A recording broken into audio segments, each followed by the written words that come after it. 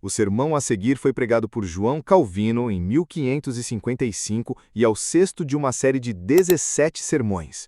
O áudio produzido por Joélio Rubens e Evangelho para você. Sexto sermão, Mantendo a Verdade, Tito 1, 9, 10. Base bíblica. Apegado à palavra fiel, que é segundo a doutrina, de modo que tenha poder para exortar pelo reto ensino como para convencer os que o contradizem. Porque existem muitos insubordinados, pauladores, frívolos e enganadores, especialmente os da circuncisão. Início do sermão. Paulo começou descrevendo a maneira de viver dos que proclamam a palavra de Deus de modo que fossem mais bem habilitados para edificar, mediante sua sinceridade de linguagem e pela reverência para com Deus. Agora, ele passa a um ponto muito importante: devem perseverar inabaláveis em pureza e ensino saudável. Isto pressupõe que eles já haviam sido instruídos. Tal firmeza é impossível a menos que antes de tudo se lance um fundamento sólido. É assim que descobrimos a diferença entre os homens que são simplesmente renitentes e os que são firmes. Quando alguns estúpidos, sem instrução adicional, criam uma ideia, eles se tornam tão obstinados que não darão ouvidos a outra opinião. Não é virtude se alguém não mudar sua mente ou desvencilhar sua cabeça de uma fantasia tola. Em contrapartida, a firmeza é sempre fundada na razão e na verdade. Assim, quando aconselha aos pastores a se manterem firmes na sã doutrina, a fim de que ela não lhes escape, Paulo quer que eles saibam que estão seguindo a verdade de Deus, a fim de que declarem confiantemente de quem procede sua mensagem, e de modo algum se deixem abalar. Em suma, pois, o apóstolo afirma que ninguém é apto a dirigir a igreja de Deus a menos que seja competente para ensinar, mas também acrescenta a qualidade da firmeza. Um homem não deve ser leviano e, por mais que os ventos e os furacões soprem de todas as direções, deve perseverar no que bem sabe vir de Deus. Reiterando, Paulo insiste que a verdade de Deus deve ser aplicada ao povo para a sua instrução, pois ele fala da palavra fiel que é segundo a doutrina. É assim que ela deve ser usada para edificar o povo. Quando Deus intima homens a pregar a palavra, seu propósito não é alimentar nossos ouvidos, ainda que hajam muitos que se achegam para ouvir o sermão movidos por curiosidade irrefletida. Deus tem algo mais em vista. Devemos ser edificados, é possível dizer, para nosso próprio bem. Esse é um ponto. Mas, além disso, Paulo sugere que não basta que os pastores guiem os que são passíveis de aprender e prontos a obedecer. Devem também estar armados para convencer os que o contradizem. Caso haja alguém que se oponha à palavra de Deus, o homem que é designado pastor deve reprová-lo poderosamente. Portanto, vemos o que Paulo está pretendendo. Ele demanda com razão que aqueles que são estabelecidos por Deus em sua casa sejam mestres íntegros. Se um homem escolhe alguém para administrar sua casa, ele a designa seus deveres. Que deveres, pois, Deus nos designou senão comunicar a seu povo o alimento da vida, isto é, a sua palavra? Sem isso, o título pastor significa alguma coisa? Alguém que reivindicasse ser o pastor de um rebanho de ovelhas ou o guardador de uma manada de vacas, mas que deixa os pobres animais famintos até a morte, seguramente merece ser apedrejado. Todavia, nós somos pastores não de animais irracionais, mas de filhos de Deus. Nossa tarefa é alimentar, não corpos com alimento que perece, mas almas com o pão celestial. Se não possuímos o que é necessário para cumprir nosso ofício, acaso não estamos motejando de Deus? Usurpando um título tão nobre, quando a realidade é bem outra? Observamos, portanto, que ser pastor, supervisor, ministro, presbítero e líder da igreja equivale a ser alguém cujo ensino edifica o povo de Deus. Aqui vemos muito bem que tipo de igreja existe no papado. Gabam-se em alto e bom som de sua preeminência ordenada por Deus, que é o argumento que usam principalmente para rejeitar a própria palavra de Deus e negar sua autoridade. Quando citam a Santa Escritura, e o Papa e seu fétido clero permanecem publicamente condenados, seu único recurso é: o que você quer dizer? Porventura não somos a igreja? Ora, isso é algo para ser provado de uma maneira ou de outra. Alegam que representam a igreja porque são prelados. Sim, mas quem tem o direito de decidir se são ou não prelados? Deus deve falar e passar sentença, pois ele é o único juiz competente. Neste texto, ele demonstra que as únicas pessoas a quem reconhece como prelados ou bispos são as que são aptas e capazes de ensinar e que cumprem com seu dever. Então, fica claro que Satanás estabeleceu uma sinagoga infernal em todo o papado, já que seus bispos não são melhores que cães mudos. Enquanto seguem seus rituais e outros disparates afins, enquanto montam um espetáculo convincente e são tratados como ídolos, isto lhes basta, pois não é parte do papel de um bispo pregar a palavra de Deus, e mesmo que o fizesse, tem de ser feito com tão grande pompa e cerimônia que seja tido como algo muitíssimo incomum. Seria como um homem que caísse das nuvens se um bispo entrasse com sua mitra cornuda na cabeça e abrisse a boca para falar de Deus. Não devemos nos sentir intimidados pela ostentada reivindicação papista de constituir a igreja, pois seus tamais prelados ou bispos, antes de tudo, devem ser ministros da palavra de Deus. É suficiente o que foi dito sobre este ponto. Os bispos, escreve Paulo, devem estar apegados à palavra fiel. Se não podemos dizer a diferença entre o que é de Deus e o que tem sido inventado pelos homens, isso só se dá porque somos irredutivelmente obstinados. Portanto, devemos estar firmemente fundados em Deus para estarmos certos da nossa fé. Lembre-se, pois, que a religião é nula e vazia, a menos que o que nos é pregado produza fruto.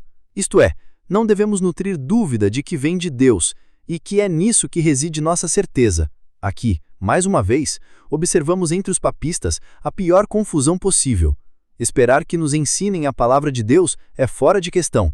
Temos que nos contentar com o que aos homens aprovem inventar para si. São destituídos de discernimento. Aliás, sentiriam-se felizes em converter os homens em imbecis, pois para crer como eles, seria necessário abandonar toda a razão e o bom senso. É verdade que a fé começa com a obediência a Deus. Teríamos que nos tornar imbecis, isto é, teríamos que esvaziar-nos de nosso próprio entendimento. No entanto, devemos ser bastante sábios para ouvir a Deus e saber que é Ele quem fala, de modo que estejamos absolutamente certos de que o ensino ao qual aderimos é confiável. Ao mesmo tempo, devemos observar que Paulo requer também de nós que atestemos o que é ensinado, para confirmar sua autoridade, pois ele deve ser-nos proveitoso. Não basta que um homem assevere que nunca ensinou erro ou foi acusado de pronunciar falsidades. Isso é bom enquanto se comprova, mas não é tudo. Suponha que eu decida discutir alguma especulação fútil. Se tudo que eu disser foi proferir umas poucas ideias engenhosas, mesmo que atraentes, sem que dentre os que me ouvem sejam encorajados a temer a Deus, confiar na sua bondade, ter certeza da salvação, fazer oração e súplica, ou praticar a paciência, se eu não fizer mais do que isso, seria suficiente dizer que não prego erro? Absolutamente não. Profanamos a palavra de Deus quando pregamos sem qualquer objetivo e sem nenhum fim em vista. Eis porque, havendo falado da palavra de Deus como fiel e verdadeira, Paulo declara que ela também deve ser usada para salvar almas, de modo que os que ouvem não gastem seu tempo e o que fala não encha o ar de sons vãos e sem proveito, mas mostre que ensina a palavra de Deus para o bem-estar e a salvação de todos. Eis porque ele escreve no capítulo 12 de Romanos, e o que ensina, esmere-se em fazê-lo com todo esmero. Nesse texto, Paulo mostra que os que têm responsabilidades públicas devem se empenhar em ver que tudo aquilo que for feito seja para a edificação da igreja e de todo o corpo. Os que ensinam não devem tentar acentuar sua própria reputação ou alardear-se. Ai dos que dão vazão a esta ambição. Em vez disso, devem alegrar-se por poderem servir a Igreja de Deus e terem sido de alguma utilidade. Daí a injunção de Paulo que os mestres ensinem e que os instrutores atentem para sua instrução. Agora fica claro o que Paulo quer dizer por a palavra fiel que é segundo a doutrina. A verdade deve ser proclamada com pureza e livre de qualquer mistura humana. Os crentes devem ter certeza da fé e estar plenamente certos de que sabem de quem ela vem. De resto, que não sejam alimentados de curiosidades fúteis, mas tenham o alimento sólido que nutre amplamente nossas almas. Pois quando ouvimos sermões sofisticados que nos agradam, mas que não nos faz bem, isso se dá se nosso estômago estiver cheio de vento, a ponto de explodir, e nossas entranhas estiverem inchadas e empanzinadas. Mas onde está todo o alimento? A intenção de Deus é que sua palavra seja nosso alimento, como lemos no 6º capítulo de João. Por isso devemos receber seu ensino, ou, do contrário, qualquer outra coisa dada será meramente lixo sem valor. mesmo quando não seja possível dizer isto é um erro, isto é heresia, não é suficiente. Ao mesmo tempo, devemos estar aptos em dizer isto nos foi muito proveitoso, Deus foi gracioso para conosco, pois ouvimos a sua palavra. Como ela é proveitosa? Porque quando nos é pregada, ela nos dá certeza, a fim de que não sejamos errantes como os ignorantes, mas nos aferremos à sua graça e mercê, verdadeira e totalmente a ambas. E assim nos acheguemos a Jesus Cristo para receber a certeza de nossa salvação, conhecendo a obra que ele realizou e as bênçãos sem preço que ele adquiriu para nós. Saibamos também o que significa invocar a Deus em confiança e volver-nos para Ele em busca de socorro, ser pacientes na aflição e na adversidade e regozijar-nos em meio aos ais desta presente vida. Sabemos sobre a vida celestial e como devemos passar por este mundo. Estas, pois, são as coisas que Paulo especialmente requer. Ele adiciona algo mais: firmeza. Ele escreve que o pastor de tal modo abrace a doutrina pura e se mantenha com segurança tal que esta nunca escape de sua mão uma vez recebida da parte de Deus. Reiterando, aqui está uma virtude muito necessária, pois se mesmo os menos escolados e os mais simples dentre os crentes forem firmes na fé e não parecerem caniços que tremem com o vento, o que será dos que devem dar o exemplo aos demais? Paulo, no 4º capítulo de Efésios, nos informa que se formos instruídos no Evangelho, então não seremos como meninos que podem ser facilmente persuadidos de que giz é queijo. Devemos receber a verdade de Deus com segurança e permanecer constantes nela. Que não nos deixemos emaranhar por todo o vento passageiro, estas são suas palavras, senão que resistamos a toda a tentação e astúcia de Satanás e seus lacaios. Este aviso visa não só aos pastores, mas a cada crente, do maior ao menor. O que dizer, pois, dos que são chamados para ser colunas sobre as quais o resto repousa? João declara que a fé é a vitória que vence o mundo. E ali ele fala inclusive do ignorante, pois Isaías diz de todos os cristãos que serão ensinados por Deus. Acaso esse ensino não implica que nossa fé deve ser resoluta e solidamente fixa, de modo que nada possa desviar-nos dela ou abalar-nos? Se a fé de uma pessoa particular deve vencer o mundo, não um ataque e nem mesmo uma dúzia, mas qualquer ardil que o diabo possa usar para destruir nossa fé, e se não obstante a fé permanece invencível, estável e sem mudança, o que dizer daqueles que guiam outros e que servem de coadjuvantes da fé cristã? Consequentemente, Paulo tem toda a razão em nos instar para que não somente sejamos bem fundados na verdade de Deus e nos certifiquemos de que ela é útil a todo o povo, mas também permaneça firme, sem recuar. E ainda que os ventos, os furacões e as tempestades se levantem, não tremamos, mas nos aferremos sempre à sã doutrina, de modo que ninguém a arrebate de nós por mais ferozes e inexoráveis sejam seus ataques. Que este tesouro não nos seja tomado, mas que conservemos sempre a posse do ensino que nos foi confiado. Eis aqui uma coisa muito necessária. Entretanto, saibamos que poucos a observam realmente bem. Quantos encontramos hoje com suficiente confiança para conservar bem segura a verdade de Deus que uma vez lhes foi revelada? Vimos o que aconteceu quando entrou o interino diabólico. Muitos se rebelaram e preferiram sentar no muro, em vez de encarar os odiados do mundo. Isso se dá porque deixaram de considerar a admoestação de Paulo, de que ninguém é apto para ensinar a menos que resolva permanecer firme e não transigir. Quisera Deus que exemplos desse tipo fossem poucos e remotos, mas vejam só, há muitos pregadores que estão tão prontos para promover o Alcorão de Maomé ou o breviário do Papa como sendo o Evangelho, contanto que tenham algo a lucrar e possam continuar vivendo como antes. Enquanto possuírem a sua panela de guisado e uma tigela à mão para enchê-la, realmente não se preocupam.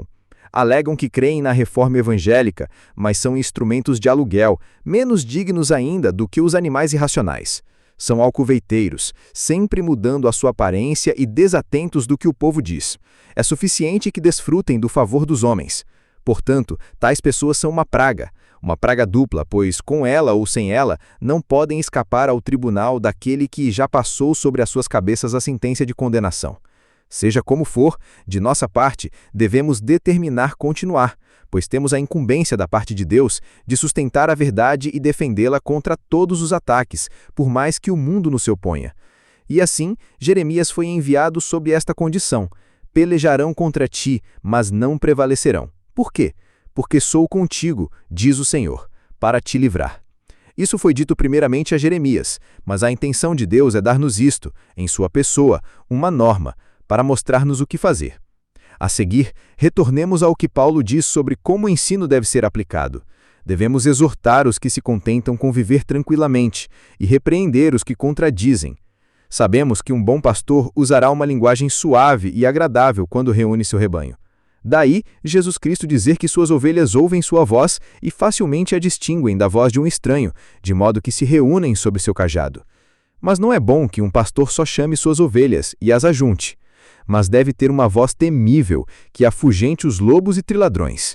Deve gritar quando vê seu rebanho atacado e seus cães latirem para espantar os que espalham as ovelhas. Se cumprirmos nosso dever, devemos imitar a voz graciosa de Jesus Cristo, para atrair as ovelhas a si e mantê-las a salvo. Mas devemos ter uma voz temível, para espantar os lobos e ladrões que buscam destruir o rebanho. Esta, pois, é a dupla função da palavra de Deus. Na verdade, esta é uma tarefa para todos, pois quando Paulo arma os crentes, ele descreve a palavra de Deus como uma espada, a fé como seu escudo e a esperança como seu capacete. Desta maneira, ele mostra que a palavra de Deus não é somente boa para nós quando passamos a conhecê-la e quando aprendemos a render obediência a Deus, mas nos ajuda a repelir o diabo e todos aqueles que o servem. Se eles nos tentassem a corromper e a nos afastar da casa de Deus, seríamos capazes de resistir a eles. Se é assim com todos os crentes, o que se dirá dos que servem como oficiais, que levam os primeiros golpes e são mais bem armados do que todo o resto? Por isso, aqui Paulo registra corretamente ambos os usos da palavra de Deus. Portanto, aprendamos que sempre podemos tirar proveito da lei, do Evangelho e de toda a Santa Escritura, se, sendo instruídos na vontade de Deus, soubermos que são úteis e nos beneficiarmos do encorajamento que daí recebemos. Ao mesmo tempo, nos é dado o que nos convém para a batalha, para que, quando a nossa fé for assaltada e Satanás maquinar o nosso ruíno, não nos deixemos desfalecer. Sejamos bons soldados, pois nossa bandeira está içada e sabemos que Jesus Cristo nos escolheu como campeões que lutam em prol da sua verdade. Esta é a primeira lição. Muito bem. Quantos encontramos que perseveram quando sopra mesmo a mais leve brisa? São imediatamente esmagados. E por quê? Porque há bem poucos que cuidam de armar-se. Quase todos creem que basta ter provado a palavra de Deus de passagem, como dizem. Daí o diabo os achar de mãos vazias. Era tudo uma questão de exibição externa, não havia neles nenhuma firmeza. Longe de se equiparem para enfrentar a provação, mesmo na ausência de algum ataque direto, logo desistem, pois não possuem nenhuma raiz viva e não extraem da palavra de Deus nenhuma nutrição sólida para suas almas. Não obstante, este é o poder que o Senhor sempre conferiu à sua palavra.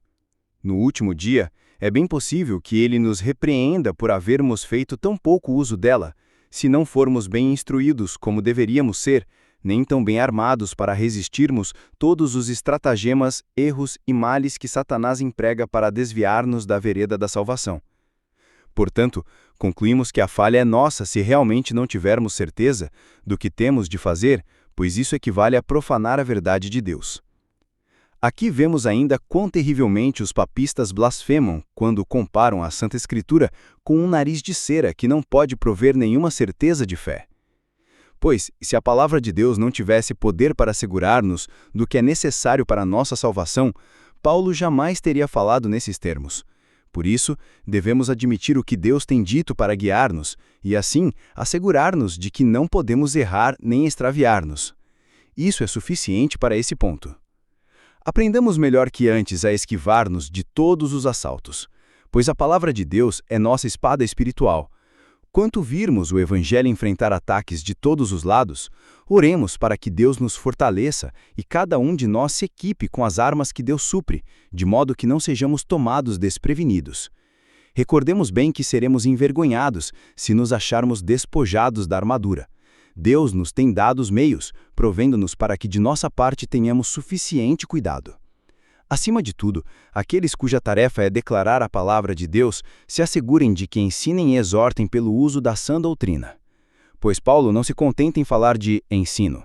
A palavra que ele usa, exortação, é muito mais forte, significando que, embora os homens estejam prontos para aprender, deixem-se guiar espontaneamente e receber humilde e mansamente o jugo de Deus. Não basta apenas dizer, este é o caminho a seguir. Devem ser estimulados, pois o melhor e, por assim dizer, o mais piedoso ainda necessita ser incentivado. Sempre haverá neles alguma indolência e muita fraqueza. Daí, não basta que aceitemos o que nos é ensinado. Temos de ser instigados, e a palavra de Deus deve ter o poder de nos impelir como que pela força. É preciso notar cuidadosamente esse fato, pois Paulo, nesta passagem, não está falando dos que são mal-humorados, malevolentes, hipócritas ou obstinados. Ele está falando dos que são genuínos cordeiros que buscam obedecer a seu pastor e que, numa palavra, são condescendentes. Mesmo assim, ele está consciente de que há tal enfermidade em todos os homens. Uma vez que tenham sido ensinados, devem continuar sendo instigados. Além do mais, é necessário que sejam ajudados. Eles devem ser incentivados e instruídos a respeito do que mais têm que fazer. Embora a palavra exortar signifique algumas vezes consolar, Paulo sugere que não é suficiente ouvir o que é bom. Devemos ser também estimulados a pô-lo em prática. Então, quando formos à igreja, não devemos considerar estranho se ouvirmos um apelo para irmos a Deus, pois alguns há que prefeririam que os sermões fossem frios e sem vida, e que gostariam que só léssemos o que a Escritura contém. E então, Deus sabe melhor que nós o que é necessário para a nossa salvação, portanto, devemos ir e ouvir a palavra de Deus, não só para aprender o que é bom, mas também para sermos encorajados a agir de acordo com ela, quanto for necessário e quanto requer a nossa indolência e fraqueza. Entretanto, resolvemos estar entre os que Paulo fala, se tivermos a palavra de Deus como nossa instrutora. De outro modo, fecharemos a porta a Deus para que ele não seja nosso mestre, ou a perida nosso mestre opere em nós. À medida que o resistirmos, fugiremos dele envergonhados e recusaremos seu jugo. Isso, reitero, é o que devemos fazer se quisermos que Deus seja nosso mestre. Então, acaso estaremos abertos à sã e proveitosa doutrina? Devemos considerar-nos entre as ovelhas e cordeiros que ouvem de bom agrado o seu pastor, os quais não são tão difíceis de lidar e que tranquilamente atentam para as exortações que destinam a estimular-nos. Além disso, notamos que os que contradizem devem ser repreendidos. Aqueles que têm a incumbência de ensinar a igreja devem assistir sabiamente a todos os que voluntária e serenamente deixam-se guiar e que, sem dissentimento, permitam que o Senhor Jesus exerça domínio sobre eles. Não obstante, se houver dissentimento, que se aplique o remédio proposto por Paulo. Qualquer pregador do Evangelho que negligencia este dever jamais o cumprirá bem. Daí, quando um ministro subir ao púlpito, seu primeiro alvo deve ser sempre conduzir todos à obediência a Deus, como Paulo declara na segunda carta aos Coríntios. Ali, ele escreve sobre a espada espiritual que destrói todos os sofismos humanos e anula toda altivez que se opõe a Jesus Cristo, e sobre a vingança que, quando a nossa obediência é completa, aguarda a todos os que desobedecem. Em efeito, ele diz isto: quando pregamos o Evangelho, nosso objetivo primordial deve ser introduzir na igreja os que se contentam em ser guiados tranquilamente. Este é um ponto. Não nos esqueçamos contudo do segundo. Se houver quem contradiga, que seja repreendido incisivamente. Ora, há muitos que gostam disso. Alguns se propõem a difundir suas heresias com o fim de prejudicar a pura doutrina de Deus. Irradiam mentiras e fantasias. A estes devemos resistir acima de tudo. Outros não são tão nocivos nem tão extremos, mas ainda são maus. Pois alguns se deixam excitar facilmente, sendo tão amantes de ninharia e futilidade, coisas indignas que nunca podem edificar. Estes também devem ser repelidos. Há ainda outros que desprezam a Deus. Eles não buscam refúgio atrás de falsa doutrina, mas se sentiriam contentes se todo o governo da igreja fosse abolido e toda a religião varrida. Aqui também o pastor deve estar armado.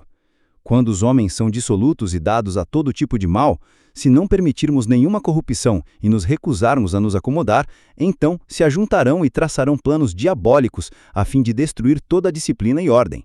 Contra esses homens também devemos enfrentar com ousadia. Em resumo, uma pessoa que contradiz é alguém que se recusa a ser guiado pela palavra de Deus. Portanto, não devemos pensar ser estranhos se os pastores falem asperamente desde o púlpito e pareçam excessivamente radicais e severos. Pensemos no estado em que vivemos hoje. Acaso realmente somos melhores e mais perfeitos que estes que viveram nos dias de Paulo? Sabemos que o mundo havia atingido tal clímax de perversidade que se tornara um dilúvio. Em consequência, como é possível que sirvamos a Igreja de Deus sem deflagrar batalha contra os que contradizem, visto que são infinitos em número e se erguem com mais ousadia e fúria do que nunca, e o diabo, como acostumamos dizer, está fazendo um jogo desesperado? Sendo assim, os ministros da palavra de Deus devem olhar com atenção e descer a obra. Não obstante, eles estão longe de fazer tudo o que deveriam, embora muitas almas sensíveis e suscetíveis se queixem de que fazem tanto. Quando Deus nos pedir contas, não poderemos escapar da responsabilidade de havermos falhado em cumprir metade de nosso dever, nem um décimo dele. Notando, devemos nos esforçar por obedecer ao que nos é ensinado aqui, e seguir a regra contida neste texto. Se virmos mens que contradizem, então nos armemos contra eles, que soe a trombeta e declaremos guerra franca contra eles. De outro modo, somos covardes e traidores de Jesus Cristo, que nos chamou sob a condição de lutarmos sob sua bandeira contra todos os que se levantam e que buscam denegrir e escarnecer sua palavra, e descreditá-la. Em vez disso, devemos recebê-la com aquela reverência que bem merece. Daí, os que não querem ser julgados severamente pela palavra de Deus, que se cuidem de não fazer resistência. Antes e acima de tudo, devem aceitar a verdade ensinada nela e manter a paz e a harmonia entre o rebanho. Esse é um ponto. O segundo ponto é que não devem tentar encher o mundo com seus joios diabólicos ou desprezar a Deus, ridicularizando sua palavra. Que a palavra cause neles temor e inclusive os faça tremer, no dizer do profeta Isaías, o Espírito de Deus repousa sobre os que tremem de sua palavra. Que os que não desejam ser tratados asperamente, se uma vez foram obstinados, se tornem obedientes, e emendem sua vida e saibam que, se não se comprometerem a fazer progresso, seremos compelidos a deflagrar guerra contra eles. Se um farrista, ébrio ou blasfemo se diverte em sua imundícia, seria possível que ficássemos surpresos se os servos de Deus lutassem contra ele?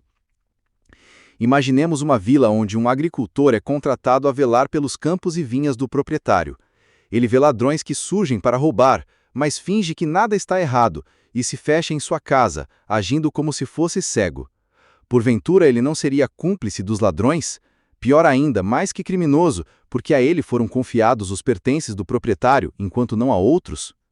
Daí, quando virmos homens maus, subvertendo todo o temor de Deus e toda a integridade, que se inclinam a poluir tudo com seu mau cheiro, se dissimularmos e falharmos em enfrentá-los, seremos a causa de toda esta perversidade. Portanto, eles não devem queixar-se quando forem severamente repreendidos, porque se tomam tais liberdades, tudo o que podem fazer é subverter a ordem que nosso Senhor Jesus Cristo estabeleceu. Sempre que encontrarmos os que contradizem, ou seja, sempre que a palavra de Deus não for recebida com a devida reverência, deve-se juntar à batalha. E se clamarem, que estardalhaço é esse, que se levante contra eles uma tempestade? Eles mesmos é que fazem todo o alvoroço, pois neles não há fé, nem religião, nem temor de Deus que inspire a obediência. Visto que eles são os que subvertem tudo, então que nos esquivemos deles quando tentarem tirar o Filho de Deus de seu trono, despojá-lo de seu reino neste mundo e desfazer tudo.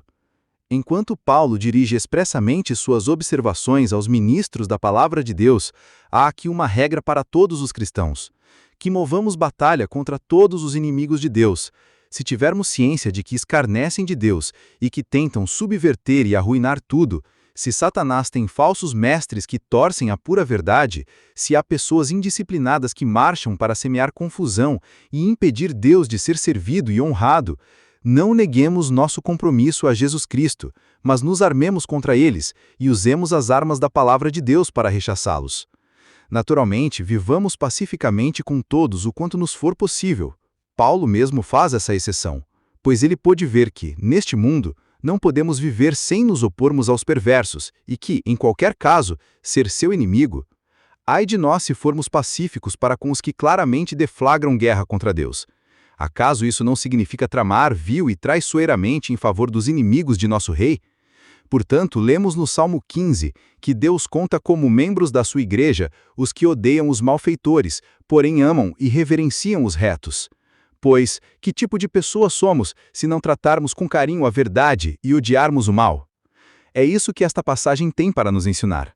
Temos que tentar, com toda a brandura, instruir os que permitem que Deus seja o seu guia, por mais fracos que sejam para sermos suportados por nós. Mas, se forem rebeldes, Um asno insubmisso merece um dono obstinado. Então temos que fazer o que o Salmo 18 nos diz. É verdade que Deus nada mais deseja que nós o conheçamos, sua bondade. Todavia, lemos que ele é duro com os duros e rude e áspero com aqueles que despudoradamente se rebelam e são como árvores petrificadas, e estes devem ser derrubados e removidos. Daí, devemos pôr em prática esta lição, resistindo a todos os que são maus. Roguemos a Deus que nos preserve como membros do seu povo. Para mostrar quão vital é esta lição para nós hoje, ponderemos a explanação que Paulo faz em seguida. Existem muitos insubmissos, parladores, frívolos e enganadores. Mesmo entre os judeus que se gabavam de ser o povo de Deus, os filhos mais velhos, por assim dizer, da igreja, e que reivindicavam o privilégio mais alto, Paulo declara que muitos dentre eles eram indignos e capazes de destruir tudo, a menos que fossem resistidos. Em consequência, ele aponta para uma necessidade atual e urgente para motivar mais intensamente Tito e os outros. Devemos considerar ainda a nossa própria posição, como eu disse antes. Pois certamente chegamos a um tempo em que o mundo nunca foi tão obstinado, nem as coisas tão más como são hoje em dia. Se visualizarmos atentamente o estado atual do mundo, ficaremos completamente desanimados. Nesse caso, não devemos estar mais armados do que nunca? Não devemos ser zelosos em resistir a todos os que contradizem? Visto que o mundo está cheio de tais pessoas, visto que tanto os grandes quanto os pequenos fazem guerra contra Deus, acaso não devemos demonstrar a quem servimos? O nosso próprio Senhor Jesus Cristo não nos convocou a manter a glória do seu reino aqui embaixo? E visto que ele graciosamente nos fez administradores de sua verdade, não devemos labutar ferrenhamente em prol dela? Pois é plenamente certo que enquanto não considerar que estamos aptos à tarefa, ele não nos conferirá a honra de usar-nos. O mínimo que cada um de nós pode fazer é chegar diante dele dizendo: usa-me, Senhor. Que eu jamais concorde com os que se opõem à sua palavra ou os considere amigos, mas que seja contado no número do seu povo. O apóstolo diz expressamente que Moisés só poderia ser parte do povo de Deus, deixando para trás as riquezas do Egito, como diz Hebreus 11, 25 e 26. O que mais ele tem em mente senão que devemos deixar a companhia daqueles que se levantaram contra Deus? Pois se alguém acha que está suficientemente pronto para rivalizar-se com os perversos enquanto ainda cumpre seu dever para com Deus, esse está equivocado. Esta palavra certamente se provará ser verdadeira. Um pouco de fermento leveda toda a massa. Portanto, aprendamos a fugir o quanto possível de todos os que buscam introduzir-se entre nós, com o fim de apoderar-se de nós e fazer-nos desobedientes a Deus. Notemos outra vez que não podemos escapar à obrigação de lutar contra os que se opõem a Deus, pois, de outro modo, Jesus Cristo nos renunciará. Ele é designado cabeça de sua igreja sobre o critério de que nos tornemos iguais a ele. Ele diz que o zelo da casa de Deus o consumiu e que os opróbrios que se destinavam a Deus caíram sobre ele. Salmo 69, 9, João 2, 17, Romanos 1, 15. Portanto, nós também devemos fazer nossa a causa de Deus e não permitir que sua palavra de modo algum seja profanada. Devemos batalhar não só contra seus inimigos declarados, tais como os papistas, mas contra os que se misturam conosco, da mesma forma que Paulo fala dos judeus, pois ele tem em mente os que possuem os meios de nos causar muito dano quando dispersado entre os cristãos. É assim, pois, que devemos nos desvencilhar não só dos turcos, dos papistas e de outros incrédulos, mas daqueles que vivem entre nós e que gostariam de pôr fim a toda a obediência a Deus. Em todo caso, devemos ser seus inimigos, a menos que se reformem, tornando-se obedientes e mostrando que são um conosco. Devem dar sua mão, de modo que, de todo o coração em vós, adoremos aquele que governa terra e céu, diante de quem todo joelho deve dobrar-se, e toda língua há de confessar que ele está assentado à destra de Deus Pai. Oração. Agora prostremo-nos diante da face de nosso bom Deus, reconhecendo nossos erros e orando para que ele nos faça senti-los mais sensivelmente do que antes.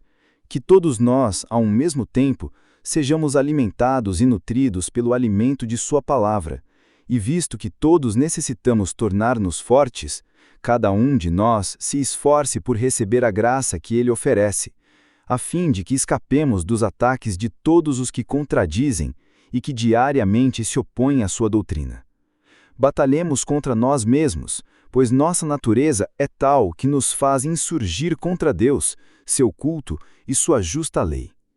Sejamos soldados corajosos, para que, uma vez sendo vitoriosos em todo o combate desta vida mortal, alcancemos a glória celestial que está preparada para nós, a qual Ele tão amorosamente conquistou para nós, e onde possamos desfrutar o fruto de todo o nosso labutar.